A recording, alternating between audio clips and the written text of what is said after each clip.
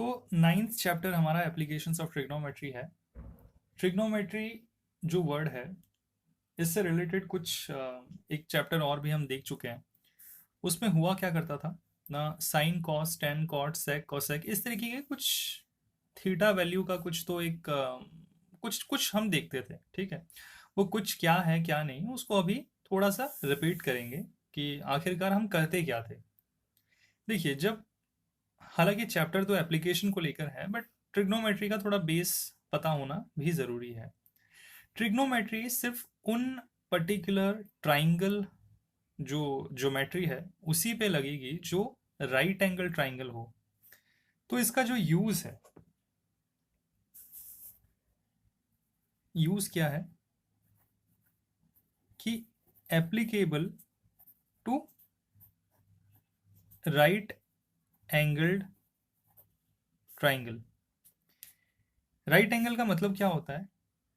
Triangle कितने तरीके के हो सकते हैं एंगल के बेसिस पे? अगर मैं आपसे पूछूं, आइसोसेलेस वगैरह इस तरीके से मैं नहीं पूछ रहा हूँ, या इक्विलेटरल ट्राइंगल नहीं पूछ रहा हूँ, मैं आपसे ये सिर्फ पूछ रहा हूँ कि एंगल्स किस तरीके के होते हैं।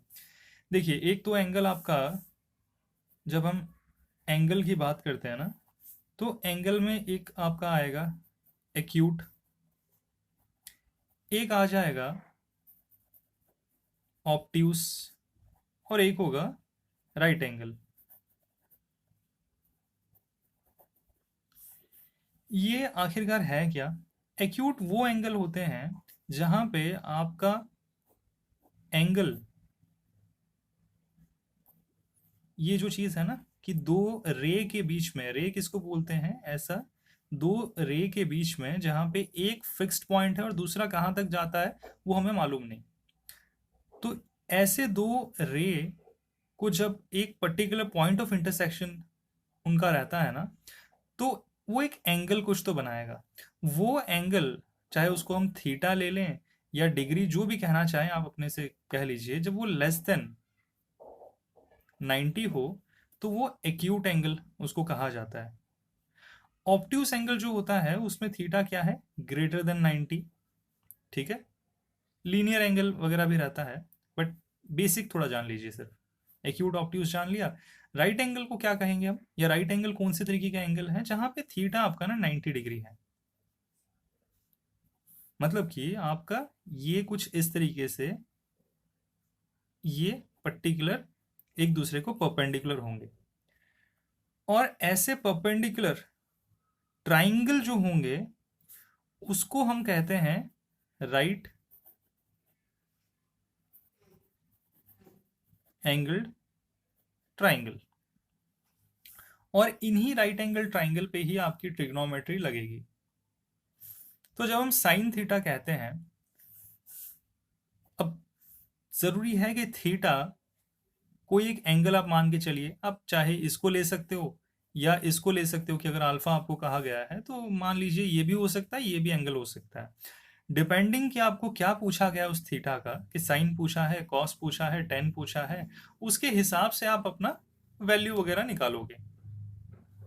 अब जैसे साइन थीटा अगर आपसे मैंने पूछ लिया, क्योंकि थीटा ये है और इसकी ये जो साइड है ना, ये साइड को एक कुछ एक डिस्टेंस होगा ये, तो ये डिस्टेंस को मान के चलते हैं, इसको डायरेक्टली ऑपोजिट थीटा के हिसाब से हम कैलकुलेट करेंगे। तो ऑपोजिट ये होगा आपका हाइपोटेन्यूस, और ये होगा एडजेसेंट। जो एकदम लग के है इस थीटा के साथ, राइट एंगल ट्राइंगल और थीटा एंगल के साथ जो लग कर है उसको हम एडजेसेंट कहेंगे। जो इस थीटा के ऑपोजिट में है साइड, वो ऑपोजिट साइड होगा हमारा। और जो राइट एंगल ट्राइंगल है उसका जो 90 डिग्री है, जो राइट एंगल बना रहा है, उसके ऑपोजिट में जो है उसको हाइपोटेन्यूस, हाइपोटेन्यूज ये कहेंगे। ठीक है, तो जब हमसे कहा जाता है कि साइन थीटा, तो ये क्या होता है, ऑपोजिट, सामने वाला, और हाइपोटेन्यूस। इसमें कॉमन रहेगा आपका हाइपोटेन्यूस। कॉस थीटा आपका एडजेसेंट होगा बाय हाइपोटेन्यूस। और टेन जो होता है टेन थीटा वो ऑपोजिट अपॉन एडजेसेंट होगा आपका।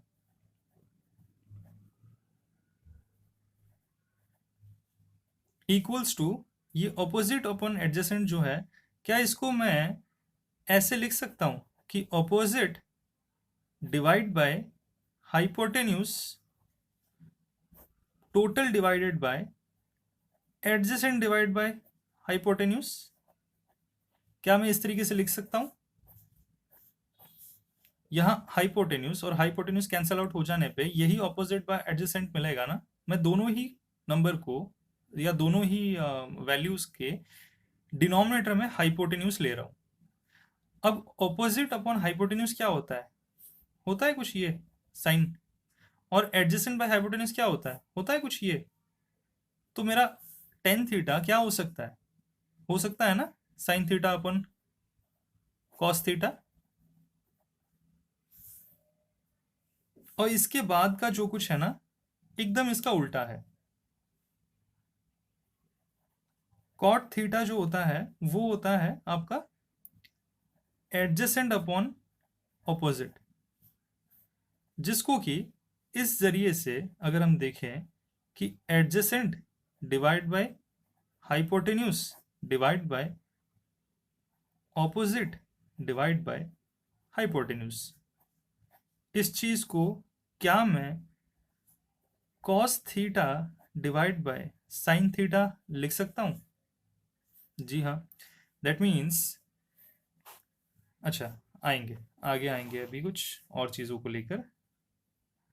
सेक थीटा, ये क्या होता है? ये आपका कॉस का उल्टा होगा। यहाँ पे हाइपोटेन्यूज डिवाइड बाय एडजेसेंट, ये आपकी वैल्यू आती है। तो इसको आप वन अपॉन कॉस लिख सकते हो, क्योंकि एडजेसेंट और हाइपोटेन्यूज अगर इसका रिवर्सल हम ले लें, ठीक है, इसको अगर रिवर्स कर देते हैं तो कॉस थीटा ही आएगा ना, क्योंकि कॉस थीटा क्या होता है? Adjacent upon hypotenuse. तो यहाँ पे हमने कुछ नहीं किया है, इसको बस रेसिप्रोकल ले लिया इसका, ठीक है। इसके अलावा एक और है कॉसेक थीटा, विच इज, ये क्या हो जाएगा? हाइपोटेन्यूज डिवाइड बाय क्या होगा? Opposite, which is equal to आपका वन अपॉन साइन थीटा। यहाँ तक तो सारे बच्चे शायद ये फॉर्मूला को रट लिया होगा आपने, बट इसको है ना, सबसे जो बेहतरीन तरीका है याद रखने का, आप सिर्फ साइन और कॉस याद रख लो। आगे की ट्रिक मैं बताता हूँ कैसे इसको याद रखना है, लाइफ टाइम कभी नहीं भूलोगे। आपको बस ये याद इस सीक्वेंस में रखना है।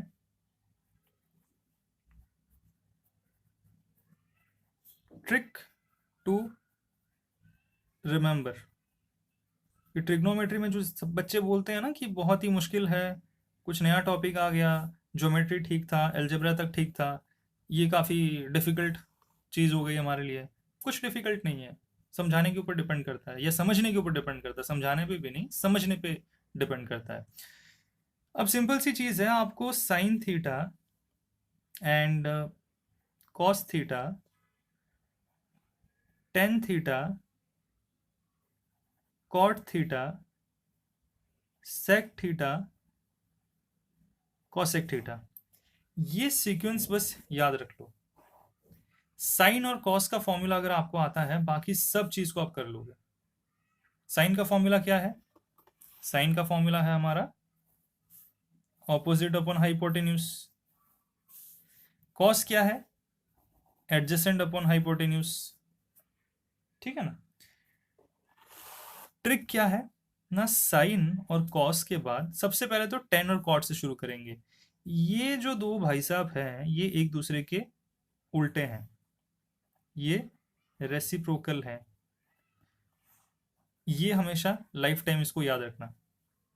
Ten is equal to one upon cot theta लिख सकता हूँ, या cot theta is equal to one upon tan लिखा जा सकता है। यहाँ पे क्या है? कॉस बाय साइन है, ऊपर क्या है? साइन बाय कॉस हो रहा है। टेन थीटा कॉट थीटा, क्या इसको अगर मैं रेसिप्रोकल कर देता हूँ, क्या यही वैल्यू आएगा? Sine theta by cos theta, क्या cos theta by sine theta हो रहा है? अगर रेसिप्रोकल करने पे अगर ये वैल्यू आ रही है, तो क्या वो कॉट थीटा हो रहा है? तो क्या यहीं पे मैं ये लिख सकता हूँ कि tan theta into cot theta is equal to 1।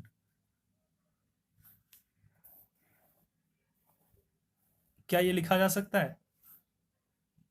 और लिखने पे अगर कुछ बच्चों को अभी भी कंफ्यूजन है तो टेन थीटा की वैल्यू सीधा यहाँ पे पुट कर दो, sign theta by cos theta, और इसकी वैल्यू रख दो cos theta by sine theta. Cancel out हो जाएंगे तो लास्ट में बचेगा क्या? 1 ही बचेगा ना।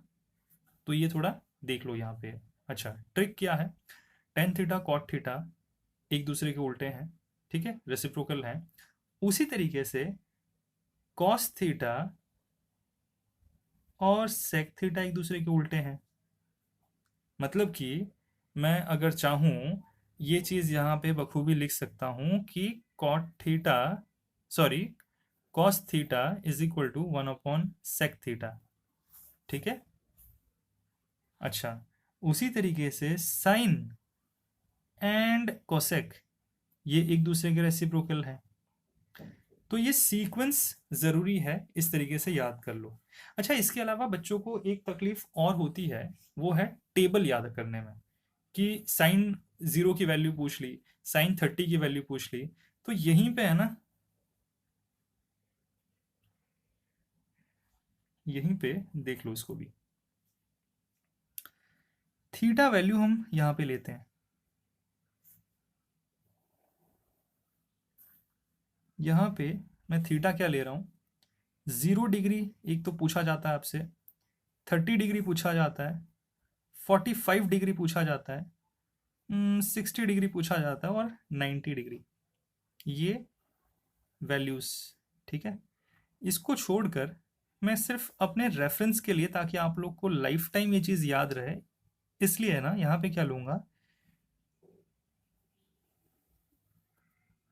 इसको मैं लूँगा 0/4। ये बस याद रखो, 1/4, 2/4, 3/4 एंड 4/4। एग्ज़ाम में जब आपको टेबल की वैल्यू अगर आपसे याद नहीं रह रही है, रफ में स्ट्रेट एक लास्ट पेज पे ना ये चीज़ें लिख के टेबल ड्रॉ ही कर लो, ताकि आपको गलती ना हो याद करते हुए वैल्यू पुट करने में, क्योंकि उसी की वजह से आपके मार्क्स जाएंगे। अब यही सीक्वेंस मैं आगे यहाँ पे धड़ाधड़ इसको लिख दूंगा। क्या है ना, sine theta, cos theta, tan theta, cot theta, sec theta and cosec theta. अब इसको मैं टेबल यहाँ पे, अब मैजिक देखिएगा इसका। करना क्या है, हमें स्क्वायर रूट लेना है, ठीक है। स्क्वायर रूट अगर आपको लेना आता है, स्क्वायर रूट किसको कहते हैं? जैसे 4 का 2 होगा। स्क्वायर का मतलब होता है किसी भी नंबर x के ऊपर रेज टू पावर हाफ, ठीक है। ये एक और टॉपिक बन जाएगा, तो इसलिए इसको इतना नहीं समझेंगे डीपली, बस हमें पता होना चाहिए कि रूट किसका क्या होता है। 0/4 का रूट अगर निकालोगे तो 0 ही आएगा। क्यों? क्योंकि रूट ऑफ 0 0 होता है। नीचे क्या रहता है, 0 को आप कुछ कुछ भी चीज़ से माइनस कर लो, सॉरी डिवाइड कर लो, कोई फर्क नहीं पड़ता इससे। तो ये वैल्यू 0 आएगी। 1/4 का रूट अगर लेंगे तो 1 का रूट तो 1 ही होता है, 4 का रूट क्या हो जाएगा 2, तो आपकी वैल्यू आ गई 1/2। 2/4 ये रूट लेने से पहले ही क्या कैंसल आउट होंगे? जी हाँ, ये 2 और 4 2 के टेबल से जाएगा और ये 1/2 हो जाएगा। 1/2 का अब हमारा स्टेप क्या है, रूट लेना। तो ये क्या हो जाएगा 1/√2, यही हो रहा है। अच्छा ठीक है, यहाँ तक अगर आप समझ गए तो यहाँ क्या होगा फिर सोच के थोड़ा बताइए। 3 का रूट √3 डिवाइड बाय 4 का रूट हो जाएगा 2। 4/4 तो वैसे ही कटे पड़े हुए हैं, ये तो 4 के टेबल से, तो ये तो पहले से ही 1 है, और रूट क्योंकि लेना है तो ये वैल्यू 1 ही हो जाएगी इसकी, तो ये 1 हो गई। अब टेबल का कॉस में है ना, सेम ये मेथड कुछ लगाने की जरूरत ही नहीं है। ये अगर आपने कर लिया, ये अगर आपको आता है, तो इसके बाद कॉस थीटा के साथ बस खेलना है आपको। ये उल्टा हो जाएगा, 90 0 हो जाएगा। 90 से मेरा मतलब है कि 90 डिग्री जो है ना, 90 डिग्री की जो वैल्यू निकल के आती है साइन की, वो कॉस 0 होगी, यहाँ पे क्या हो जाएगा उसके हिसाब से 1, ये वैल्यू यहाँ पे आएगी। साइन 60 कॉस 30 हो जाएगा, तो ये क्या हो जाएगा √3/2। 1/√2 45, तो 45 ही रहना है। 1/2 यहाँ आ जाएगा, और ये 1 यहाँ पे जा चुका था, इसलिए साइन का 0 यहाँ नीचे आ जाएगा। हो गया ये टेन थीटा। थोड़ी देर पहले हमने क्या देखा था, sine theta by cos theta. अगर sine theta by cos theta होता है तो ये क्या वैल्यू हो जाएगा 0।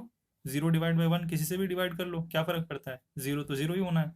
1/2 डिवाइड बाय √3/2 क्या हो जाएगा, 2 कैंसिल आउट हो जाएगा, मिल गया ये 1/√3।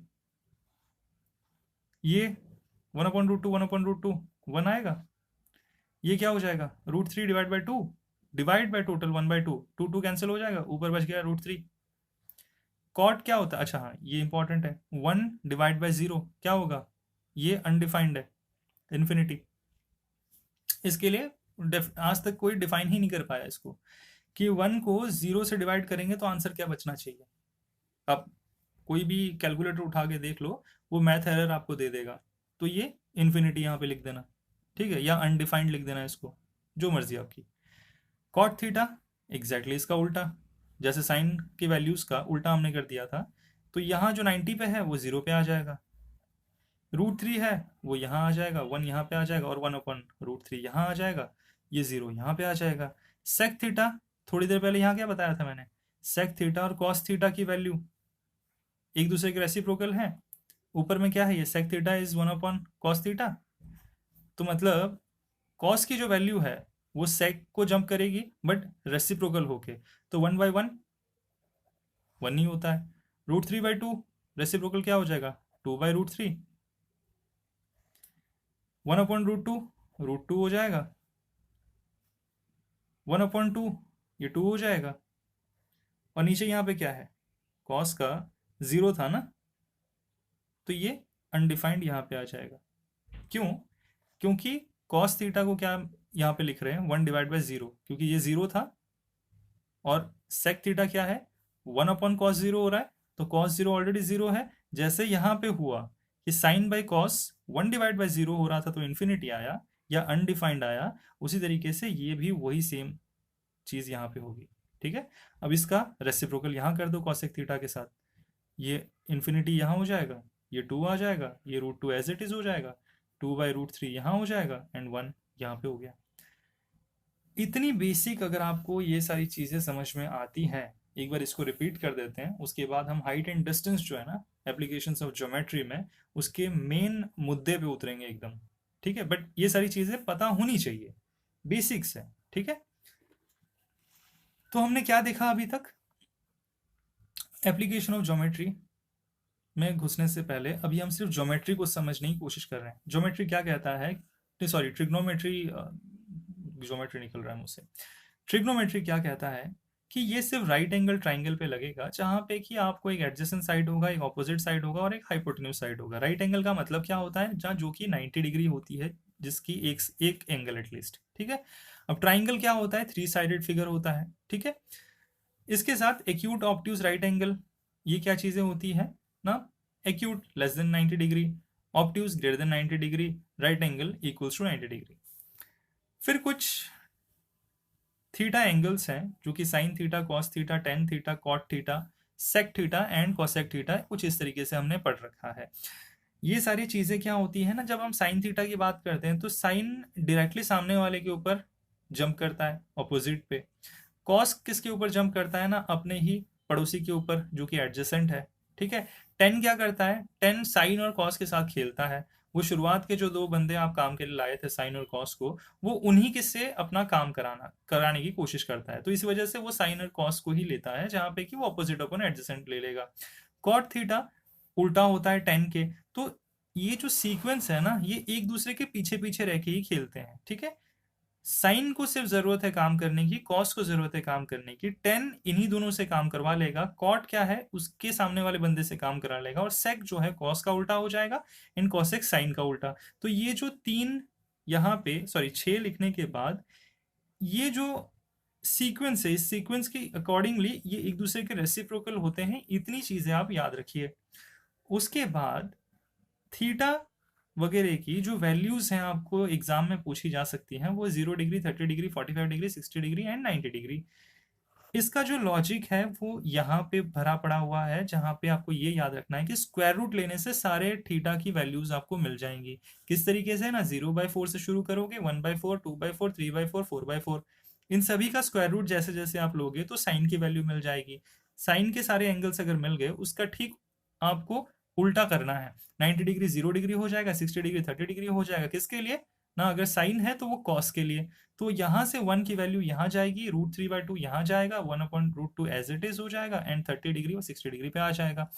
क्योंकि अभी साइन एंड कॉस आपको मिल चुका है, तो 10 एग्जैक्टली साइन बाय कॉस होता है, तो इस वजह से आप इन दो वैल्यूज को आपस में डिवाइड करके आंसर जो आएगा वो लिख देना है। हमेशा याद रखिए, जीरो को किसी भी नंबर से डिवाइड करने पे आपको जो वैल्यू निकल के आती है वो जीरो होती है। पर कोई भी नंबर को अगर जीरो से हम डिवाइड करेंगे तो वो अनडिफाइंड होगी। इसको क्या कहते हैं हम,